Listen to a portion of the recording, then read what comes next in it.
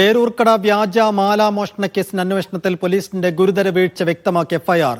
ജീവനക്കാരിയായ ബിന്ദുവിനെ അന്നത്തെ SI പ്രസാദും ASI പ്രസന്നകുമാറും ചേർന്ന് അന്യായമായി തടങ്കലിൽ വെച്ചുവെന്ന് എഫ്ഐആറിലുണ്ട്. എഫ്ഐആറിന്റെ പകർപ്പ് മീഡിയ വണ്ണിന് ലഭിച്ചു. അതേസമയം തനിക്കെതിരെ വ്യാജ പരാതി നൽകിയ ഓമനയെയും മക്കളെയും അറസ്റ്റ് ചെയ്യണമെന്ന് ബിന്ദുവും ആവശ്യപ്പെട്ടു.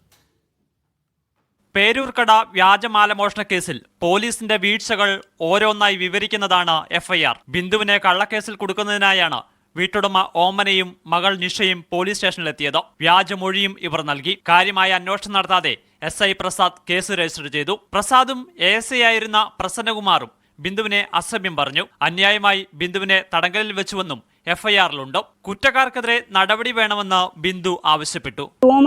മകളെയും അറസ്റ്റ് ചെയ്ത് നിയമത്തിൽ കൊണ്ടുവരും. എന്റെ ഉപജീവന മാർഗമാണ് ഇവരെ നഷ്ടപ്പെടുത്തിയത്. അറസ്റ്റ് ഉൾപ്പെടെയുള്ള നടപടികളിലേക്ക് കടക്കാനാണ് പോലീസിന്റെ നീക്കം. അതേസമയം മുൻകൂർ ജാമ്യത്തിനുള്ള ശ്രമം പ്രതികൾ ആരംഭിച്ചിട്ടുണ്ട്. SC/ST കമ്മീഷന്റെ നിർദ്ദേശപ്രകാരമായിരുന്നു ഓമന ഡാനിയൽ, മകൾ നിഷ, പേരൂർക്കട മുൻ SI പ്രസാദ്, അന്നത്തെ ASI ആയിരുന്ന പ്രസന്നകുമാർ എന്നിവരെ പ്രതി ചേർത്ത് പേരൂർക്കട പോലീസ് കേസെടുത്തത്. മീഡിയ 1 തിരുവനന്തപുരം.